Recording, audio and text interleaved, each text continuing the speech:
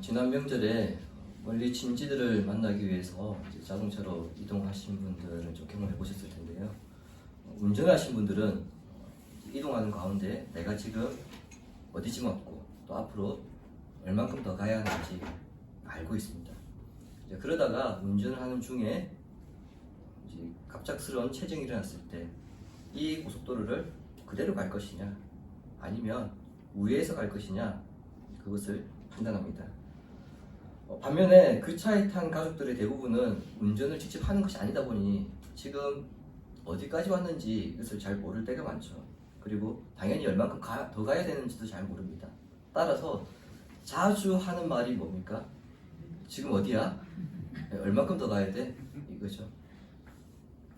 신앙이와 똑같습니다. 우리는 날마다 지금 신앙의 여정을 걷고 있는 가운데 있습니다. 주님께서 우리를 부르실 때, 즉 우리의 인생이 마지막에 다다를 때 우리의 신앙의 여정이 끝나게 될 텐데요. 이 신앙의 여정을 걸어가면서 어떤 분들은 자신의 신앙의 방향성과 그리고 지금 자신의 신앙의 상태를 점검하면서 살아가는 분이 있는 반면에 그런 것을 생각하지 않고 물 흘러가듯이 교회에서 오라고 하니까 오고 성경 읽으라 하니까 읽고 봉사하라고 하니까 읽는 분들도 있습니다. 사실 이 두 부류의 분들이 평소에는 큰 차이가 나타나지 않습니다. 그러나 신앙의 여정에 변수가 생기게 하는 요인들을 만날 때 그 사람의 신앙의 상태, 어디쯤 와 있는가 이것이 분명하게 명확하게 드러납니다. 이러한 이유로 성도는 자신의 신앙을 점검하면서 믿음의 여정을 걸어가야 합니다. 본문에서도 우리에게 이 점을 지적하고 있습니다.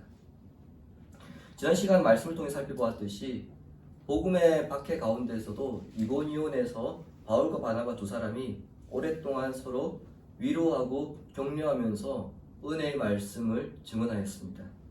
하지만 이고니온 사람들이 돌을 들어서 바울과 바나바 일행을 돌을 쳐서 죽이려 했기 때문에 더 이상 그곳에 머무를 수 없게 되었습니다.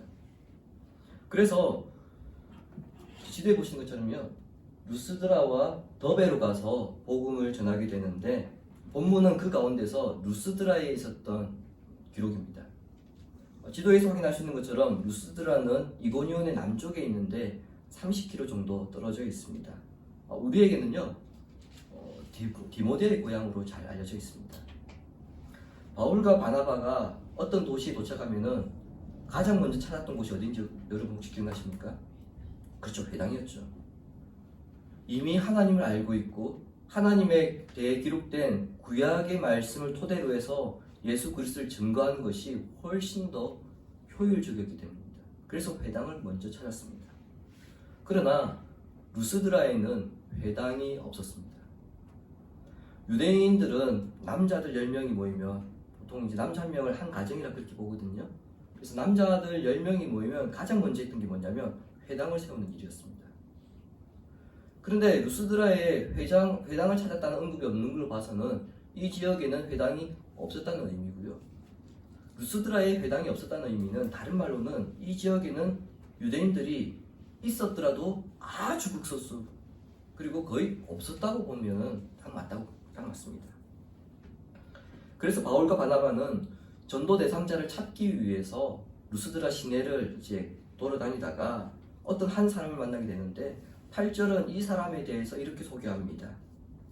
루스드라에 발을 쓰지 못하는 한 사람이 앉아 있는데 나면서 걷지 못하게 되어 걸어본 적이 없는 자라. 사도행전을 기록한 저자 누가죠.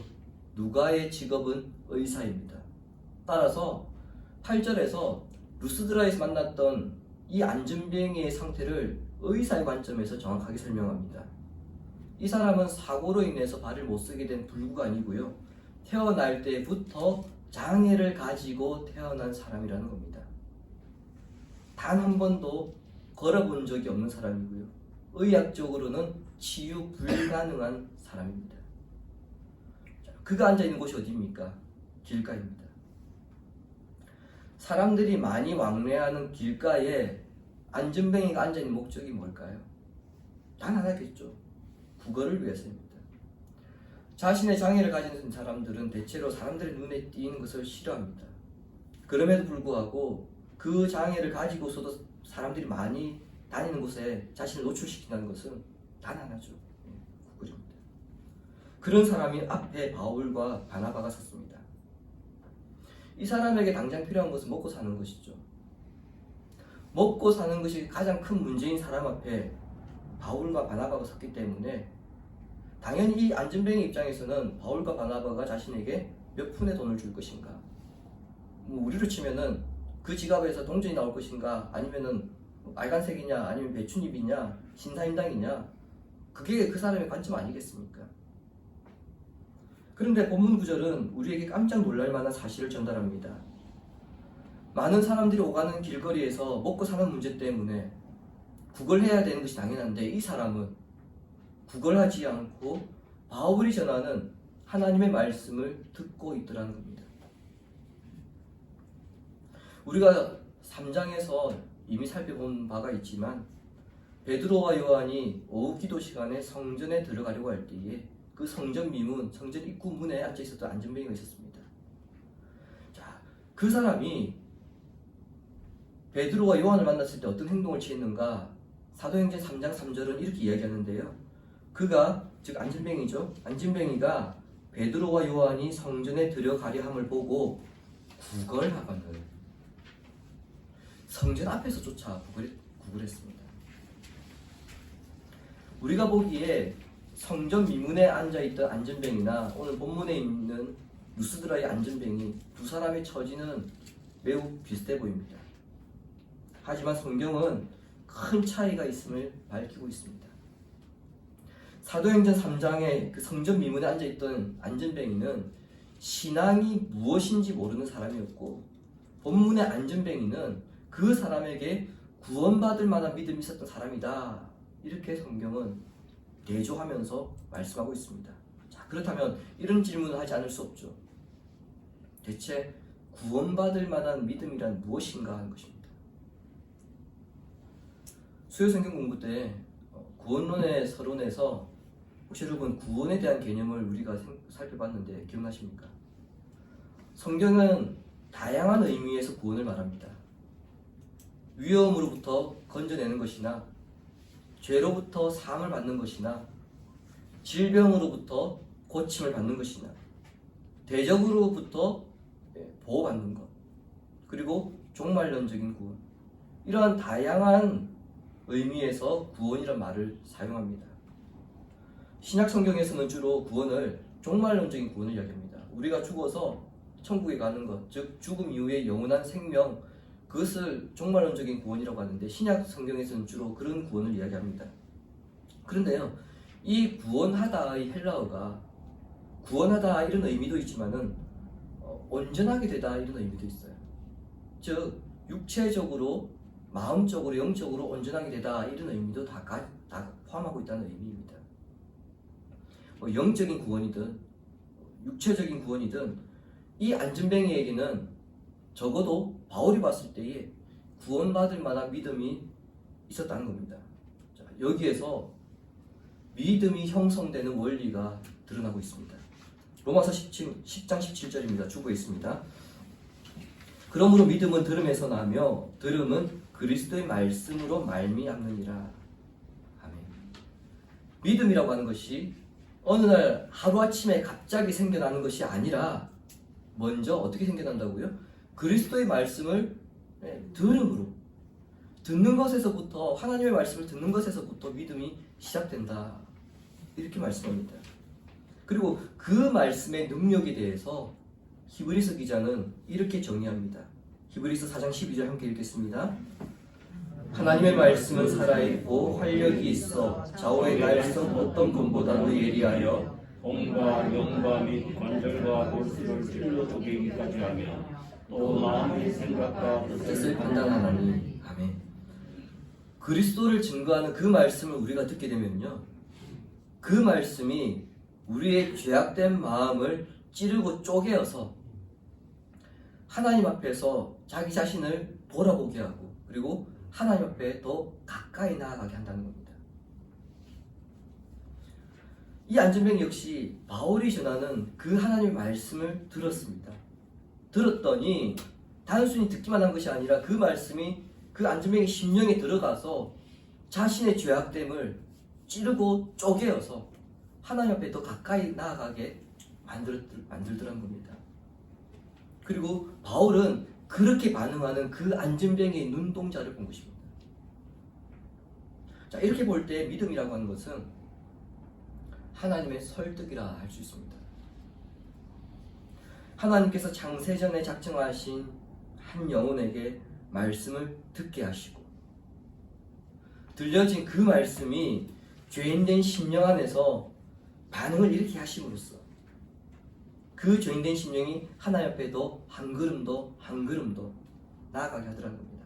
그래서 하나님에 대한 절대적인 믿음, 예수 그리스도의 죽음과 부활에 대한 믿음, 그리고 성령의 역사에 대한 믿음을 가지게 하는 것입니다. 어느 날 하루아침에 가지게 하는 것이 아니라 들려진 말씀을 통해서 이런 과정을 거치게 하시고 이런 믿음이 생기게 한다는 겁니다. 모세를 보십시오. 그 역시 처음부터 믿음의 사람은 아니었습니다. 기적을 보았습니다. 하나님의 능력을 보았습니다. 그럼에도 모세는 두려워하였고 주저하였습니다. 몇 번이나 하나님께서 모세를 향해서 이스라엘 백성들을 구원하러 가라 그렇게 말씀하셨음에도 모세는 주저했습니다. 왜 저입니까? 저는 아닙니다. 다른 사람들이 있는데 왜 하필 저입니까? 계속해서 주저했습니다. 그때마다 하나님은 능력을 보여주셨음에도 주저했습니다. 못하겠다고 했습니다. 그때 하나님은 야 이놈아 그렇게 말씀하지 않으시고 계속해서 모세를 설득하셨습니다. 결국 모세는 하나님의 능력을 믿고 자신을 계속 설득하시는 그 하나님을 받아들이게 되어지죠. 그리고는 출애굽 사명을 목숨 걸고 감당하게 된 것을 봅니다. 모세만 그랬습니까? 아니죠. 아브라함이 그랬고요. 예수님의 12제자, 12사도들이 이와 같은 과정들을 거쳤습니다. 어느 날 갑자기 제가 주를 위해 살겠습니다 이렇게 외친 것이 아니라 그렇게 되기까지 끊임없는 하나님의 말씀을 통한 하나님의 설득이 있었다는 겁니다. 바울이 안전뱅이에게 구원받을 만한 믿음이 있는 것을 보고 그를 향해서 일어서라 했더니 이제 이 사람이 일어납니다. 루스드라에 엄청난 기적이 일어난 거죠.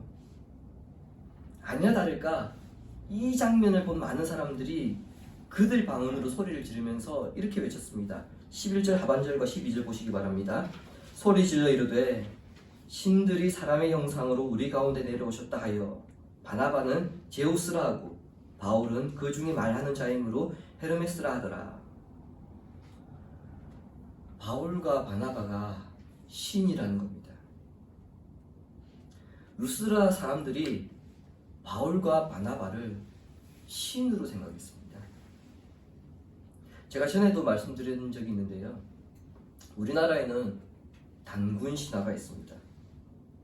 당연히 그리스도인들은 단군 신화를 받아들이지 않죠. 그래서 우리는 단군의 자손이다 이런 말을 하지 않습니다만 농담 삼아 참 인간이 들들 그런 모습 볼 때는 쑥과 마늘 많이 먹어야 되겠다 우리가 그런 말을 하기도 합니다. 우리가 받아들이지도 않는데도 불구하고 우리가 이런 말을 하는 것은 한국 사람들의 그 사상에는 단군 신화라고 하는 것이 깔려있기 때문입니다. 그런데 시간을 좀 더 거슬러 올라가서 조선시대나 고려시대 살던 사람들은 어떻게 생각했을까요? 단군 신화에 대해서 당연히 우리는 단군의 자손이다 그렇게 받아들였을 겁니다. 그 사람들은 이런 신화가요 루스드라에도 있었습니다. 그리스 로마 신화에 의하면 어느 날 제우스와 헤르메스가 인간의 모습을 하고 인간이 사는 세상을 시찰합니다. 감찰하러 내려옵니다. 밤이 되어서 너무나 피곤하니까 피곤한 나그네의 모습으로 이 집 저 집을 찾아 방문하는데 어느 집도 이 제우스와 헤르메스를 환영하지 않았습니다. 한밤중이 되었고요. 너무 피곤한데 결국에 찾다가 산기슭까지 외딴 곳까지 가게 되거든요. 근데 그 외딴 곳에 한 오두막살이를 하는 노부부가 제우스와 헤르메스를 이제 집을 안으로 맞아들여서 극진하게 대접을 합니다. 가난한 살림이었지만 자신들이 할 수 있는 최선을 다해서 대접을 했습니다. 그 두 신들이 이제 따뜻한 대접을 받고 난 다음에 그 다음 날 원래 자기들이 있던 신들의 세계로 돌아가서는 제우스가 헤르메스를 부릅니다. 야, 어젯밤 너 겪은 거 기억나냐? 예. 어째 되겠냐, 쟤네들? 가만두면 안 되겠죠. 그렇지. 쟤들 그냥 박살내버려야 되겠지. 그리고는 심판을 내립니다. 그 자기들을 야박하게 대했던 그 마을들을 물로 쓸어버립니다. 그리고는 자기들을 극진하게 대접했던 그 한 노부, 그 오막살이는 신전으로 변하게 합니다. 자, 이 신화처럼 루스드라 사람들은요, 언젠가 신들이 인간의 형상으로 자기들에게 내려올 것이다, 이렇게 생각하고 있었습니다. 그런데 인간의 능력으로 도저히 치유할 수 없는 안전뱅이를 고친 이 두 사람을 보니까, 와, 이 두 사람은 우리가 그동안 믿어왔던 제우스와 헤르메스구나, 이렇게 판단했던 겁니다. 더군다나 그들이 보기에 바나바는 제우스처럼 체격이 좋았고요, 풍채가 컸고요. 그리고 바울은 제우스 옆에서 제우스의 전령처럼 계속해서 말을 하고 있었기 때문에, 아하, 이 사람이 즉 바울이 헤르메스고 바나바는 제우스구나, 이렇게 판단했던 겁니다.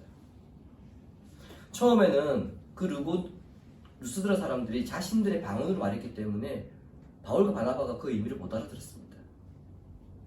그러나 얼마 지나지 않아서 제우스 신당의 제사장들이 달려와가지고 바울과 바나바를 향해서 희생제사를 드리려고 할 때, 그때서야 이 사태를 파악하고는요, 기겁을 하죠.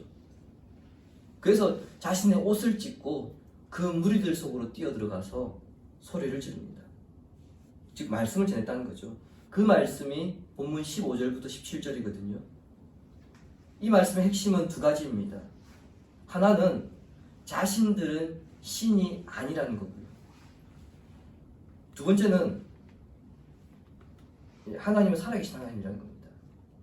자, 먼저 자신들은 신이 아니다, 다른 말로 우리는 당신들과 같은 성정을 가진 사람이다, 이렇게 말한 겁니다.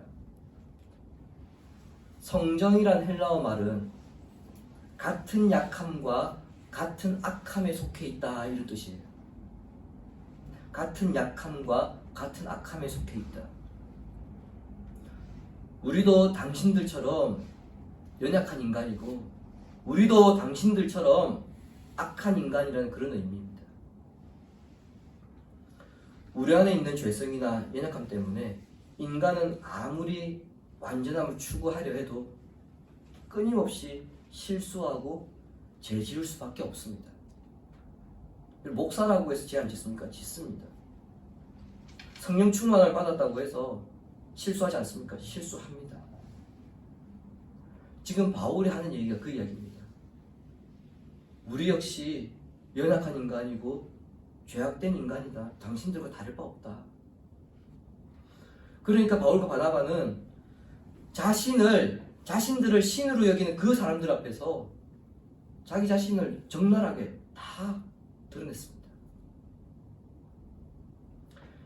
지금 이 시점은, 그래, 우리가 신이야, 그렇게 말했어도 그 사람들은 다 믿을 겁니다. 오히려 내가 신이야, 이제 내 말 들어, 그렇게 하는 게 오히려 전도하는 데 더 효과적이었을지는 모르겠습니다.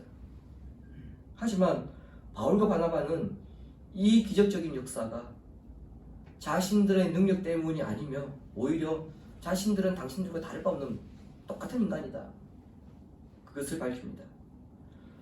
야고보서에도 동일한 말씀이 있습니다. 야고보서 5장 17절과 18절입니다. 엘리야는 우리와 성정이 같은 사람이로되 그가 비가 오지 않기를 간절히 기도한즉 3년 6개월 동안 땅에 비가 오지 아니하고 다시 기도하니 하늘이 비를 주고 땅이 열매를 맺었느니라. 아멘. 엘리야가 특별한 사람이기 때문에 그가 기도했을 때 비가 오고 그가 기도했을 때 비가 오지 않고 그런 일이 일어난 것 아니란 말씀입니다. 야고보서 5장의 맥락에 의하면요, 야고보는 이렇게 이야기합니다. 누구든지 예수를 믿는 사람이라면 누구든지 그가 기도하는 대로 주의 이름으로 구하면 그대로 이루어진다는 겁니다. 그게 엘리야이기 때문에 이루어진 게 아니고요. 그리스도를 믿는 사람이라면 누구든지 그대로 다 이루어진다는 겁니다. 그 맥락에서 엘리야를 예로 들었습니다. 엘리야가 그렇게 했다면 엘리야와 같은 성정인 우리도 그렇게 된다. 이게 여러분 야고보서 5장 말씀이에요. 하나님께 하나님의 영광을 돌려드릴 수 있는 사람, 자신의 연약함을 인정할 수 있는 사람, 나도 당신과 다를 바 없다, 우리도 당신과 똑같은 사람이다, 이렇게 고백할 수 있는 사람이 아름다운 사람이고요. 그런 사람들이 모인 곳이 아름다운 하나님의 나라입니다. 바울 설교의 두 번째 핵심은 살아계신 하나님께 돌아오라, 이 말입니다. 자, 이 부분에서 여러분이 염두에 두셔야 될 것이 있습니다. 제가 앞에서 이미 말씀드렸습니다만 지금 바울의 설교를 듣는 사람들 가운데는 유대인이 있을까요? 없습니다. 거의 없다고 봐야 됩니다. 즉 하나님을 전혀 모르는 사람들이 모여 있고요. 따라서 구약 성경에 대한 배경적인 이해가 전혀 없는 사람들입니다. 그렇다면 바울이 지금까지 회당에 들어가서 설교했던 방식과는 달라야 됩니다. 무슨 얘기냐면 제가 여러분에게 지금 여기서 삼위일체 하나님 이렇게 설교할 수 있는데요. 하나님을 전혀 모르는 불신자 앞에서 삼위일체라고 이야기하면 그 사람들 알아들을까요? 못 알아듣습니다. 불신자들에게는, 하나님을 전혀 모르는 사람들에게는 그 사람들 맞게 설교를 할 수밖에 없습니다. 바울도 그와 같은 방식으로 아주 간략하게 하나님을 소개하는데, 바울이 소개하는 하나님은 무엇입니까? 우주 만물을 만드신 하나님은 살아계시다입니다. 그리고 그 하나님 살아계시다는 증거를 제시하는데 그 증거가 16절과 17절입니다. 하나님은 지나간 세대의 모든 민족들로 하여금 각각 자기의 길들로 가도록 방임하셨으며 자신에 대한 증거를 모든 민족들에게, 모든 사람들에게 남겨놓으셨다는 겁니다. 예정론이나 구원론을 가르치다 보면 종종 이런 질문을 받습니다. 예수님을 믿어야 구원을 받는다면 복음이 이루어지지 않아서 예수님을 들을 수 없었던 시대, 즉 조선시대의 이순신 장군이나 세종대왕은 천국에 갔습니까? 지옥에 갔습니까? 이 질문입니다. 여러분은 이 질문에 대해 어떻게 생각하십니까? 세종대왕이나 이순신 장군은 천국에 갔을까요? 지옥에 갔을까요? 자, 이 질문에 대한 답이 16절과 17절이거든요. 그런데 이 답을 좀 더 쉽게 이해하기 위해서는 로마서 1장 18절과 20절을 보아야 합니다. 로마서 1장 18절과 20절 조금 길긴 한데 우리 함께 읽겠습니다. 하나님의 진노가 불의로 진리를 막는 사람들의 모든 경건하지 않음과 불의에 대하여 하늘로부터 나타나니 이는 하나님을 알만한 것이 그들 속에 보임이라. 하나님께서 이를 그들에게 보이셨느니라.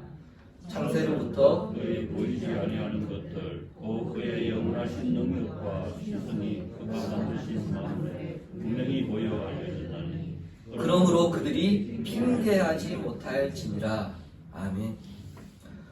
하나님께서 그 당신에 관한 지식이나 하나님의 뜻을 인간에게 보여주는 것을 조금 우리가 신학적인 용어로 계시라고 합니다. 계시라고 하는 것은 우리가 아는 것이 아니고 하나님께서 보여주셔서 인간이 알게 되는 것입니다. 계시에는 두 가지가 있습니다. 특별 계시가 있고요, 일반 계시가 있습니다.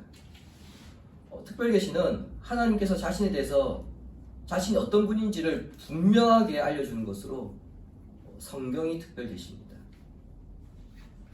반면에 일반 계시는요, 신자나 불신자나 할 것 없이 인간이라면 모두에게 동일하게 하나님의 자신과 뜻을 보여주시는 겁니다.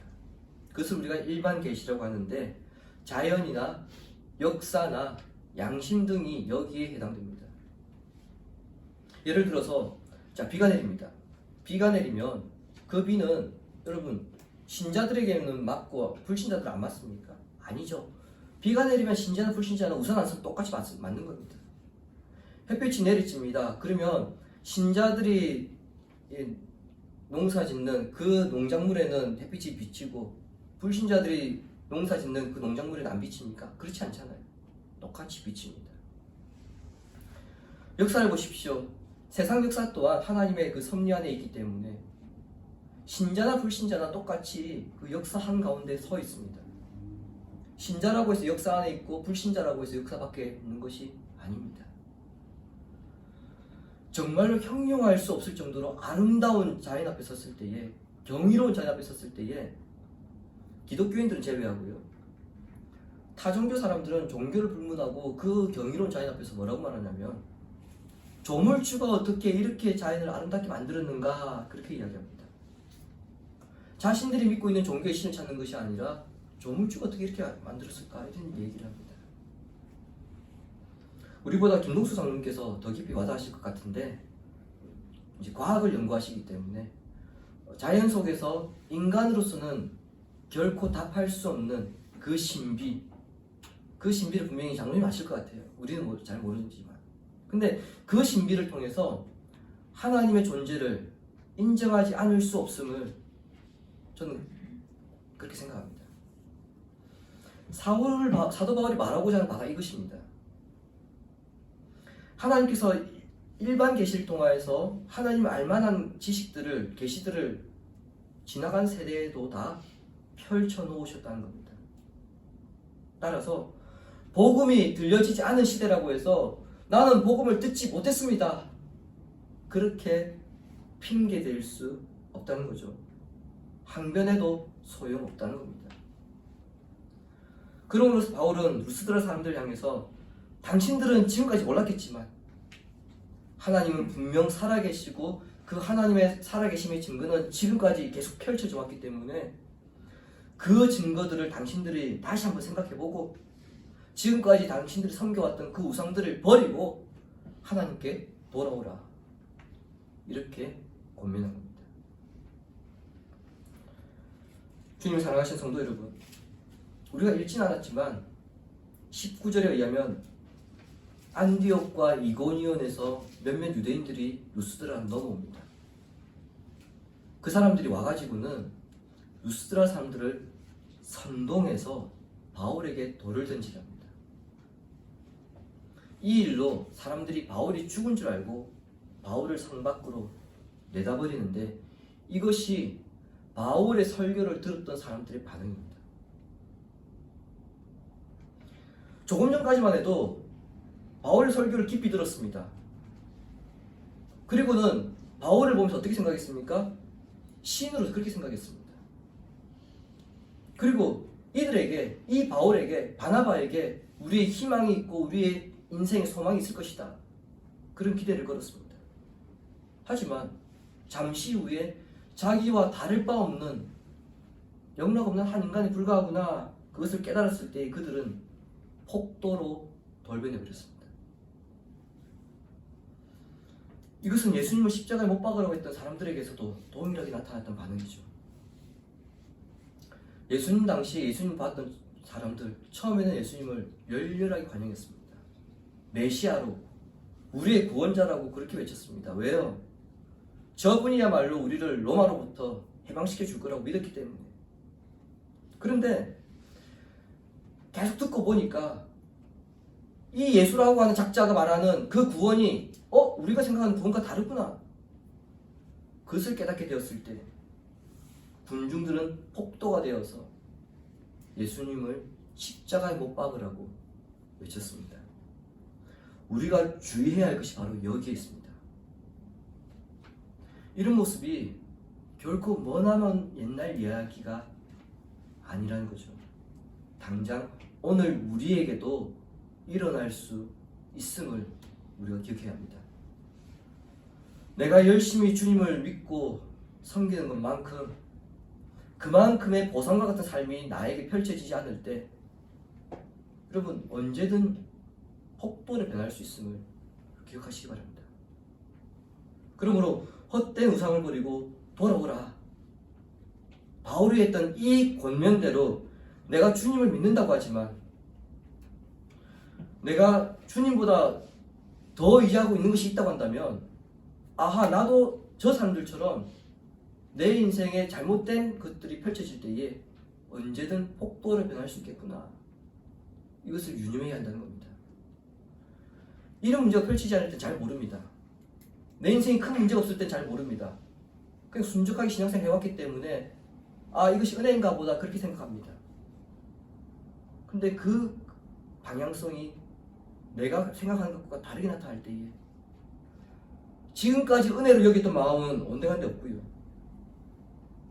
예수님을 십자가에 못 박으라고 외쳤던 그 폭도들처럼, 바울과 바울을 향해서 돌을 던졌던 그 폭도들처럼 우리 역시 주님을 향해서 도대체 주님 왜 이러십니까? 살아 계시다면 저한테 이러시면 안 되는 거잖아요. 왜 이렇게 하십니까? 그렇게 불평할 수 있음을, 외칠 수 있는 폭도들처럼 외칠 수 있음을 여러분 기억해야 됩니다. 우리 역시 그들과 다를 바 없는 사람입니다.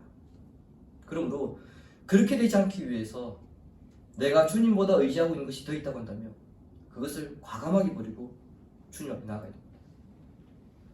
특별히 이 자리에 모여있는 우리는 특별 계시와 일반 계시 모두를 받은 사람들입니다.